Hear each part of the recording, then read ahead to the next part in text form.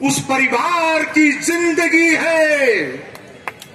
आप लोग जो यहां बैठे हैं, उनमें उस परिवार की आत्मा निवास करती है। अगर किसी एक को जरा सी तकलीफ होती है, तो जैसे परिवार का हर व्यक्ति शोक से संतप्त हो जाता है, मेरा कहना है कि अगर ये भाव हम सब में एक साथ नहीं आता, तो फिर समरसता का कोई अर्थ नहीं है। और इसीलिए समरसता सम्मेलन आयोजित किया गया है। कुछ भाइयों ने मेरे को फोन किया, उन्होंने कहा यह समरसता मनुवादी सोच है, हम समानता को मानने वाले लोग हैं। मैंने उनसे कहा आपका बहुत आदर है, हम आपका सम्मान करते हैं। जब मनु हुए तो मनु की परिस्थितियां थी, आज सारा राष्ट्र एकजुट है। जब तक समानता नहीं होगी तब तक समरसता नहीं हो सकती, और जब समानता अलग अलग होगी तब तक समरसता का कोई अर्थ नहीं है। तो समरसता की पहली शर्त है समानता, पहली शर्त है समानता।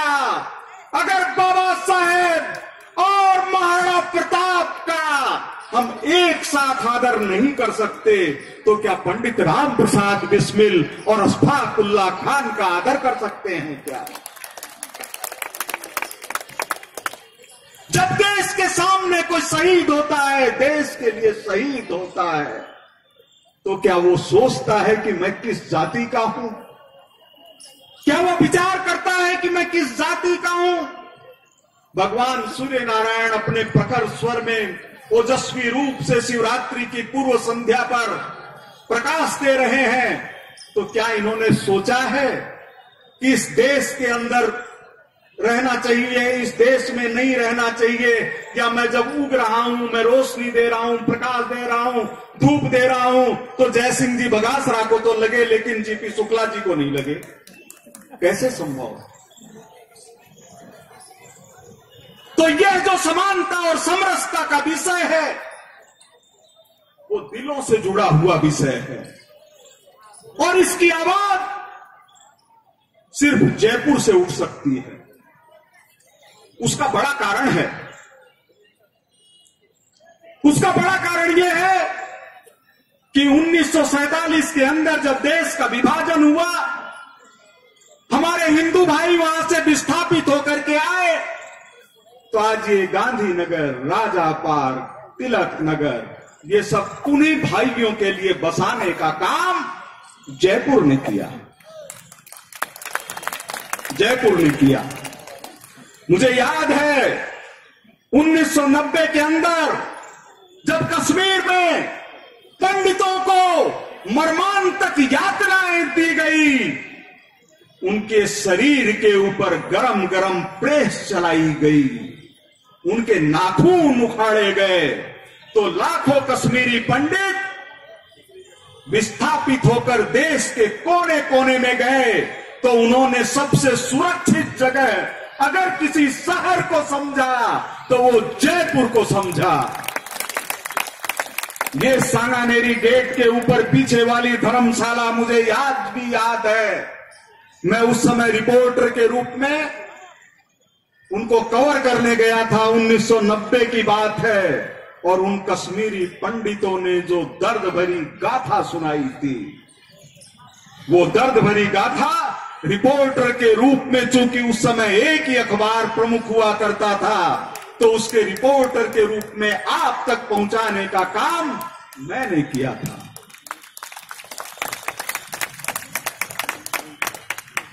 हम लोग इनको इसलिए शहीद परिवारों को सलाम करते हैं, प्रणाम करते हैं, क्योंकि ये शहीद परिवारों के कारण सारा देश सुरक्षित है।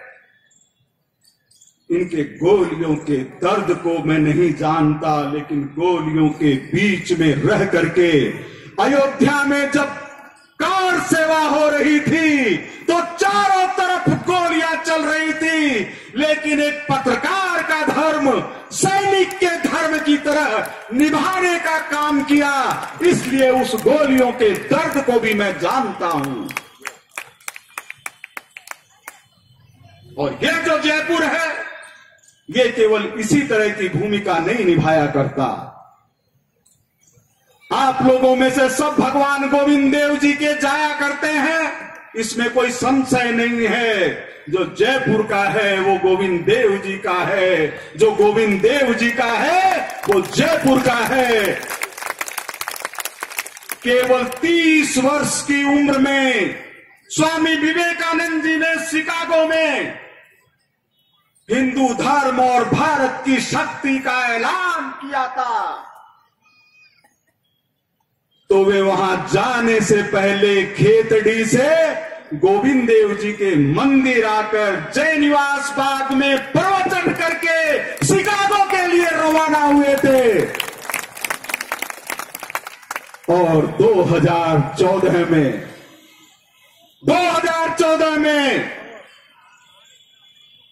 जब जयपुर में रैली को संबोधित करके भारतीय जनता पार्टी की राष्ट्रीय कार्यकारिणी को संबोधित करने के लिए एक भारत माता का लाल आगे बढ़ा था, तो आखिरी आशीर्वाद उन्होंने जिस जनता से लिया था, तो नरेंद्र मोदी जी ने जयपुर की जनता से लिया था। तो यह जो जयपुर है ये शुभ है, इसीलिए इसका नाम जय से शुरू होता है। तो ऐसे जयपुर में भगवान गोविंद देव जी, मोती डूंगरी गणेश जी, कोड़े के हनुमान जी महाराज, चांदपोल के हनुमान जी महाराज, शिला माता, तारकेश्वर महादेव जी, झारखंड महादेव जी, इन सब का स्मरण हम लोगों के लिए जरूरी होता है। आज इस मंच में सूर्य भगवान की साक्षी में कह रहा हूं कि मैंने ये सोचा नहीं था कि मंच के ऊपर मेरे जयपुर के अभिभावक और मेरे पिताजी के बाद द्वितीय स्थान रखने वाले श्री भैरव सिंह जी की तस्वीर लगी होगी। आप लोगों के लिए ये किसी के लिए कोई सोचने की बात हो सकती है, ये तो कहने की बात है, लेकिन मैं सूर्य की तरफ साक्षी लग करके कह रहा हूं कि मुझे पता नहीं था, लेकिन मेरी आत्मा यहां बस रही थी। इन्होंने सही कहा, मेरे पिताजी काशीवास करने के लिए चले गए थे। मैं उनके अंतिम समय में यहां से गया उनके पास में, उनका शिवलिंग को अभिषेक करते समय उन्होंने आखिरी सांस ली 1983 में। तो मेरे पास में प्रश्न था कि मैं क्या करूं, और मेरा संपर्क था श्री भैरव सिंह जी शेखावत से, जिनको मैं काशी हिंदू विश्वविद्यालय में लेकर के गया था मुख्य वक्ता के कारण। वो 2 जगह से 1985 में चुनाव लड़ रहे थे, आमेर से और निम्बाहेड़ा से। उनको मैंने फोन किया एक दिन, उस समय 2-2 घंटे में फोन मिला करते थे, लाइटनिंग कॉल हुआ करती थी। मैंने प्रणाम किया और उन्होंने कहा कि क्या कर रहे हो। मैंने कहा आप बताइए। बोले जयपुर आ जाओ, और मैं जयपुर चला आया। राजनीतिक कार्यकर्ता था, विद्यार्थी परिषद का कार्यकर्ता था, संघ का प्रचारक रहा हुआ था, स्वयंसेवक था। उन्होंने और पुलिस जी ने बात की कि पत्रकार बन जाओ। मैंने कहा कि पत्रकार बन जाऊंगा, और 35 साल तक जो मुझे जानता है वो ये जानता है कि तटस्थ पत्रकारिता क्या होती है। ये मैंने रग रग में जीने का काम किया है। मेरी आस्था किसी व्यक्ति से हो सकती है, मेरी आस्था किसी समाज से हो सकती है, मेरी आस्था किसी राजनीतिक दल से हो सकती है, मेरी आस्था किसी विचारधारा से हो सकती है, लेकिन सबसे बड़ी चीज है वो है राष्ट्र, राष्ट्र की विचारधारा, भारत, भारत का सम्मान। इसलिए जो ही मैं भैरव सिंह जी को याद करता हूं और जयपुर के बारे में सोचता हूं, तो मेरे सामने सूरत आकर के खड़ी होती है श्री सतीश चंद्र जी अग्रवाल की। मेरे सामने सूरत आकर के खड़ी होती है गिरधारी लाल जी भार्गव की।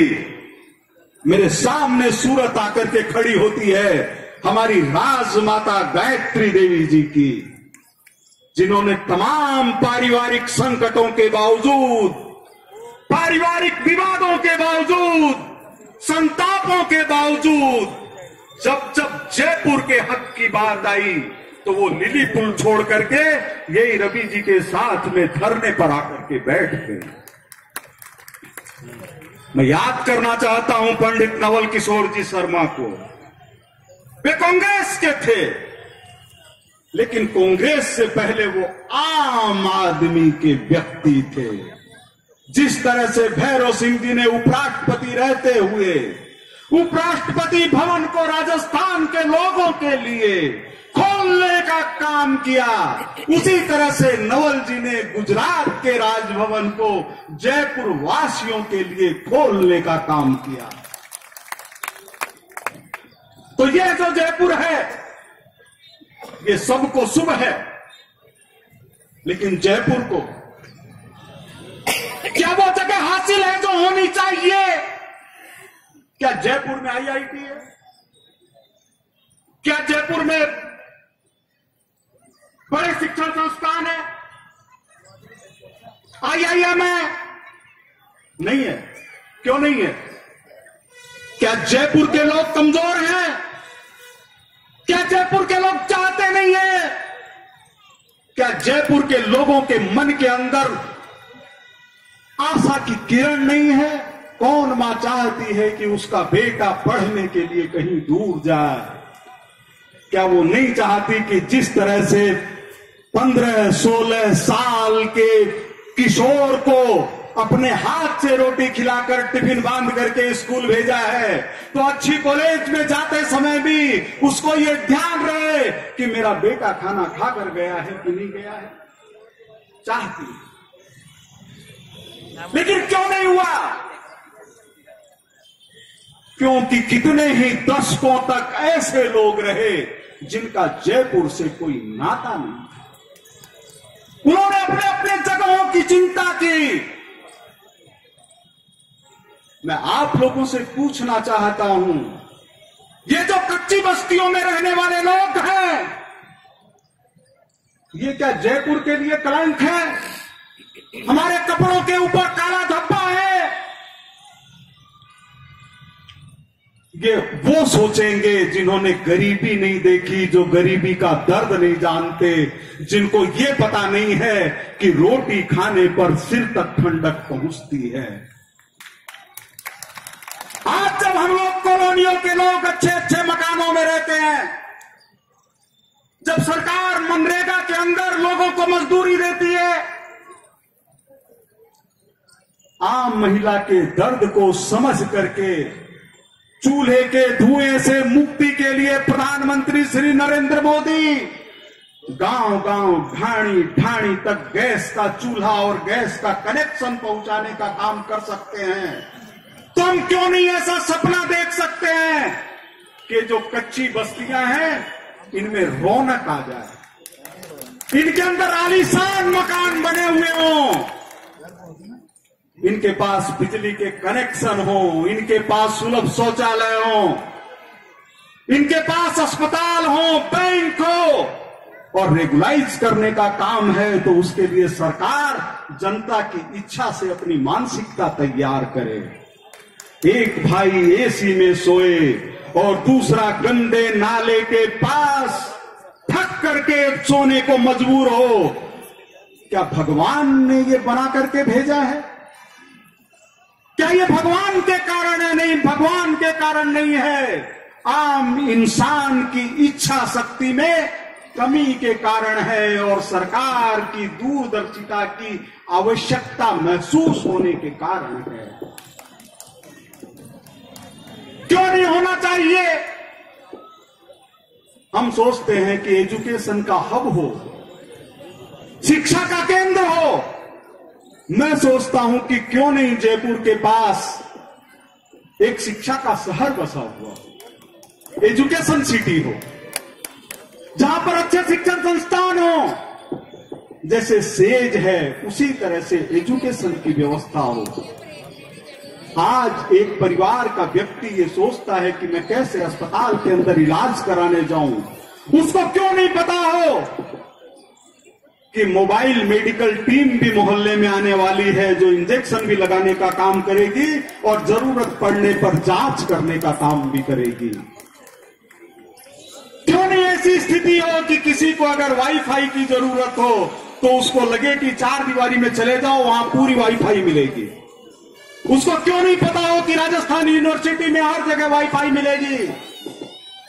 पूरी दुनिया के अंदर कई कई किलोमीटर क्षेत्र के अंदर जब वाईफाई फ्री हो सकती है तो अपने यहां क्यों नहीं हो सकती। केवल भावना की जरूरत है। और मैंने एक गोविंद देव जी के आराधक के रूप में, उनके भक्त के रूप में बचपन से भगवान विष्णु के मंदिर में अपना जीवन बिताने के कारण केवल ये सीखा है कि कोई जरूरी नहीं कि मैं कुछ बोलूं उसको करने में सक्षम हूं, लेकिन मैं सुई में धागा पिरोने का काम जानता हूं। मैं बहनों माताओं सुई में धागा पिरोने का काम जानता हूं। ये घमंड की बात नहीं है। यहां बैठे हुए लोग सब मेरे को जानते हैं, 2500 सालों से इन्होंने देखा हुआ है। आप लोगों में से सब ने खोड़े के हनुमान जी महाराज का नाम सुना होगा। एक बार हाथ उठा करके बताइए किन्होंने सुना है। ठीक है, सबने सुना है। खोड़े के हनुमान जी के मैनेजर बाबूलाल मीणा एक बार मेरे पास आए। उन्होंने कहा कि खोड़े के हनुमान जी महाराज की जो चट्टान है, जहां वो प्रतिमा विराजमान है, उसके नीचे से पानी रिस रहा है और चट्टान जमीन के अंदर जा रही है। अगर उसके पीछे कोई एनीकट बन जाए तो मंदिर की सुरक्षा हो जाए। तो मैंने कहा और सोच लीजिए क्या होना चाहिए। आपको ध्यान हो, पतली सी सड़क जाती थी खोले के हनुमान जी में। उन्होंने कहा कि अगर ये चौड़ी हो जाए तो लोगों को और आराम मिल जाए। मैंने जयपुर के कमिश्नर जेडीसी को फोन किया और उनसे निवेदन किया। मैंने कहा पंजाब के हैं तो धर्म का काम करिए, 5-1 करोड़ रुपए खोड़े के हनुमान जी महाराज पर लगा दीजिए मंदिर के ऊपर। उन्होंने कहा कि राशि बड़ी है, इसके लिए मुख्यमंत्री जी की इजाजत की जरूरत होगी। मैंने मुख्यमंत्री जी को फोन किया। मेरे पास बैठे थे बाबूलाल जी मीणा। आज भी वो अपने राधेलाल जी चौबे तो नहीं रहे, लेकिन बाबूलाल जी मीणा आज भी वहां के मैनेजर हैं। वो मेरे सामने ही बैठे रहे। मैंने मुख्यमंत्री जी को फोन किया। मैंने कहा प्रभु आपसे कुछ चाहते हैं। उन्होंने कहा मैं तैयार हूं, क्या करना है। मैंने कहा खोड़े जी के हनुमान जी महाराज के मंदिर का जीर्णोद्धार करना है। उन्होंने खोड़े के हनुमान जी मंदिर तब तक देखा हुआ नहीं था और 2 साल के अंदर 27 करोड़ रुपए खोड़े के हनुमान जी महाराज के मंदिर पर लग गए। वो प्रभु की इच्छा थी, अपना काम था केवल सुई में धागा पिरोना।